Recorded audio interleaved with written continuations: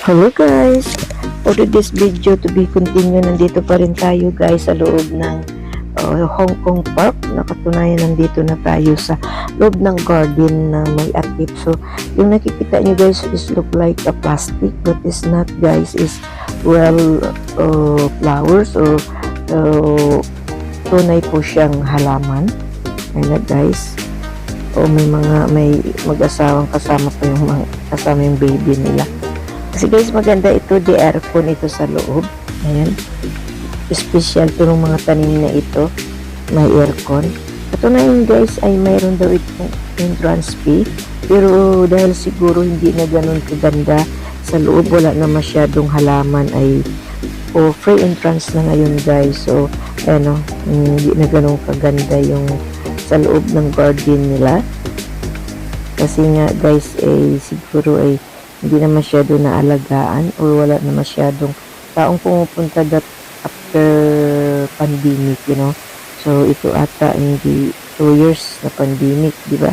So, hindi ito naalagaan masyado at walang taong pumunta. So, ngayon wala po siyang entrance fee. Ayan na guys, di ba? Nakita nyo guys. Ayan na guys yung tanim. Tawag sa amin ay kuritot. Kinakain ko yung takbos. Pero guys, napaka-special itong mga flowers dahil naka-air condition talaga. Waterfalls. Ayan guys. So, lalabas na tayo guys. Siguro super ganda that time.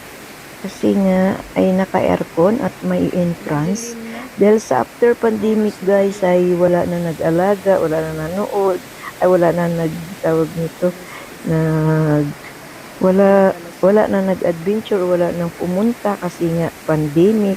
So siguro ay yun ay hindi na naalagaan mabuti yung mga flowers na ito. So ayan na guys, so wala na tayong entrance ngayon. Ayun, ephesia.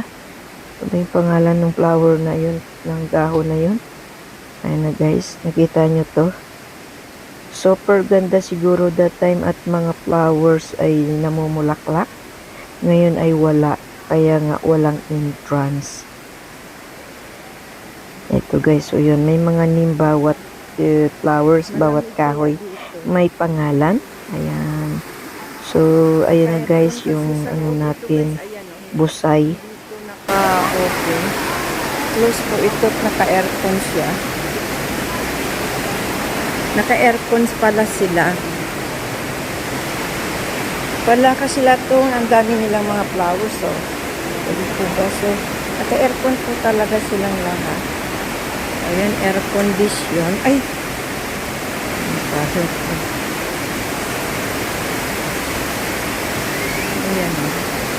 Ang ganda. Wow! Ang ganda.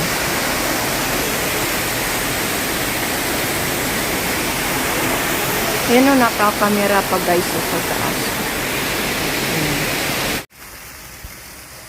Ayan guys, yung waterfalls nila, di ba maganda? Ayan, talagang maganda yung pagkagawa nilang parang nasa tayo, nasa forest, pero ayan, gawa lang nila ito. Ayan, ganda.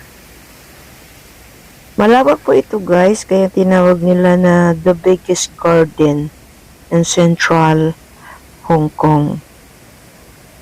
Ayan na guys, so ito guys ay napakalawak. Ayan na yun yung waterfalls natin. Papasok tayo sa Yongib, sa Cueva. Papasok tayo sa Cueva. Ayan guys, pakita ko sa inyo Cueva o Cueva, ano ba talaga? Ayan guys, ayan, nakakatakot, madilim, hindi pa na-open yung light. Ito, ayan na.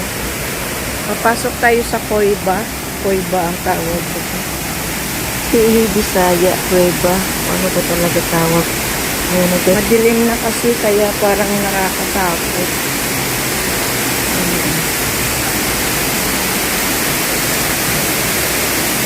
Pasok tayo, madilim. Madilim yung dinadaanan natin guys. Ayan, ayan, kunting liwanag na. Actually, maliwanag naman sa labas. Dito lang sa loob ng Cueva. madilim, wala pang ilaw kasi hindi pa naman alanganin kung open yung ilaw. Masama lang yung panahon kaya medyo madilim. Ayan na yung oh, waterfalls. Ayan na guys.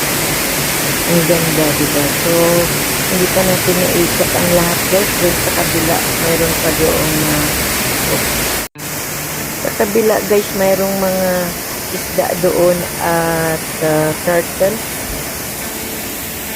Ayan guys, yung nakikita nyo yan, ayan yung may ilaw. Ay restaurant yun guys. Siguro pwede yan celebrate or sa kasal or sa mga graduation. Kasi sobrang ganda yun sa harap. Malawak yung space nila. To ano tawag nito?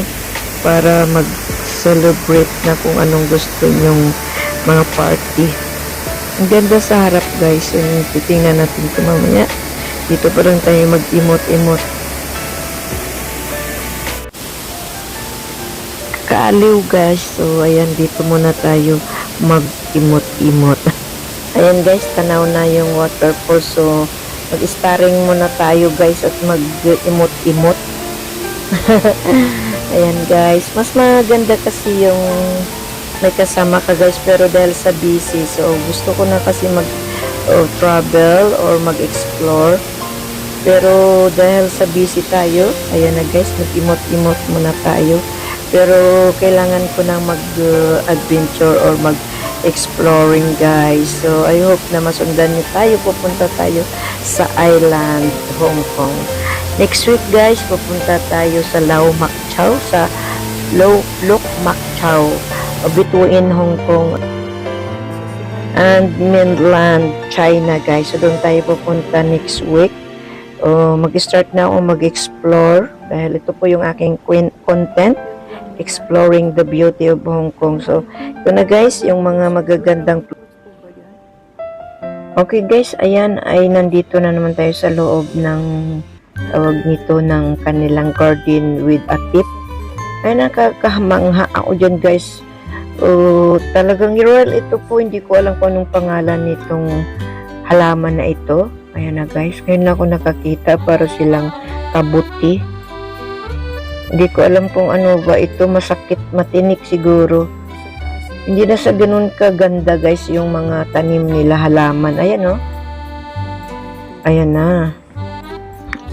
Actually guys, excited na akong umuwi sa Pinas kasi gusto kong mag-garden tulad ng ito kasi ang mama ko that time mahilig talaga sa flowers at may garden po kami, talagang mga malalaki talaga yung bulak ng kanyang roses. Ayan na guys, gusto ko magtanim ng mga gulay, flowers, basta kasi I'm so excited na talaga guys na magiging farmer's char. Ayan na guys, napakaganda ata ito. Ayan. Ano ba talaga itong pangalan nito? Daming tinik. Ayan amazing. Because siguro guys, nabubulaklak siguro yun siya pero wala ngayon bulak. Kaya nga walang entrance fee today. I mean wala ng entrance fee kasi nga hindi na siya masyadong marami ang mga flowers. Simula nung nag-pandemic, wala pong dito gumala, so hindi na alagaan mabuti. So maybe kapag okay na siguro to, may entrance fee uli. Parang dragon fruits ito.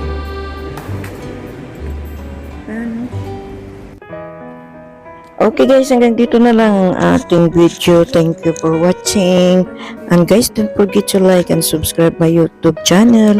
And lagi nyo pong i-like ang aking video para magkaroon po tayo ng views, para makatulong po tayo sa ating mga senior sa Pilipinas. See you soon sa Pilipinas guys.